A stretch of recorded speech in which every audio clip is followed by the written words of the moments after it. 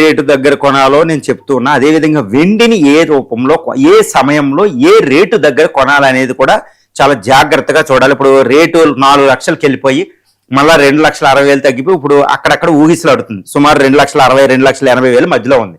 వెండిని కొనాల్సిన సమయం ఏది అంటే ఏ రేటు దగ్గర కొనాలి, ఎంత వరకు తగ్గొచ్చు, తర్వాత పెరుగుతూనే ఉంటుంది అనేది ఫ్యాక్టర్స్ కూడా మనం చూడాలండి. ఇదేంటంటే ఒక్క ఫ్యాక్టర్ మీద ఉండదు, చాలా సంక్లిష్టంగా చాలా ఫ్యాక్టర్స్, చాలా విషయాలు కలగలిసి ఈ ధరను నిర్ధారిస్తూ ఉంటాయి అన్నమాట. ఇప్పుడు వెండి అనేది బంగారం కంటే ఎక్కువ డిమాండ్ అయింది, ఎందుకంటే రేటు పెరుగుదల ఎక్కువగా వెండిలో ఉంది కాబట్టి అందరూ వెండి మీద దృష్టి పెడుతున్నారు. ఇప్పుడు చూసుకోండి కావాలంటే.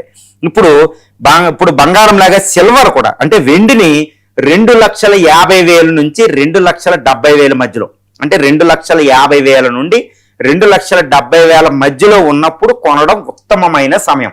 ఎందుకంటే తర్వాత ఇంతకంటే తగ్గినా, మళ్ళీ ఏదో తాత్కాలం తగ్గినా మళ్ళీ ఇక్కడ నుంచి పెరుగుతూనే ఉంటది. ఈ సంవత్సరాంతానికి 5 లక్షలకి వెండి చేరడంలో ఎటువంటి సందేహం లేకుండా వెళ్ళిపోద్దండి. చూడండి, మొన్న పెరిగితే ఎలా పెరిగిందో చూడండి. ఏంటి ఇంత టచ్ అవుద్ది అనుకుంటారు. ఈ సంవత్సరాంతానికి అంటే 2026 చివరికి వెండి కిలో 5 లక్షలు ఉండబోతుంది. దానికి కారణాలు చూడండి. ఇందులో ఏదన్నా అనిపిస్తే మీరు ఏమన్నా ఆలోచించుకోవచ్చు, ఎవరి ఇష్టం వాళ్ళదనమాట. కానీ నేను చెప్పే కారణాలు ఏంటంటే 5 కారణాలు ముఖ్యంగా వెండి ధర పెరగడం అయిపోయి సూచిస్తున్నాయి. కాబట్టి 2,50,000, 70,000 మధ్యలో ఉన్నదే మళ్ళీ జీవితంలో ఇలాంటి తక్కువ రేటింగ్కి ఇప్పుడు మనం చూడడం, ఇది కొనాల్సిన సమయం. ఏంటి 5 ఫ్యాక్టర్స్ ఏంటి, ఏ విధంగా సిల్వర్ రేటు పెరుగుదలను సూచిస్తున్నాయంటే మొట్టమొదటి ఫ్యాక్టరు మళ్ళా యుఎస్ డాలరే.